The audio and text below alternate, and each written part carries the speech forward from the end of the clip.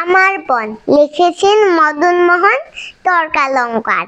সকালে উঠি আমি মনে মনে বলি, সারাদিন আমি যেন ভালো হয়ে চলি। আদেশ করেন যা মোর গুরুজনে, আমি যেন সেই কাজ করি ভালো মনে। ভাই বোন সকলে যেন ভালোবাসি, এর সাথে থাকি মোরা সবে মিলেমিশি।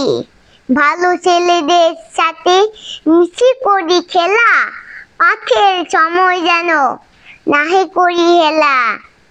সুখী যেন নাই হই আর কারো দুঃখে, মিছে কথা কভু যেন নাহি আসে মুখে।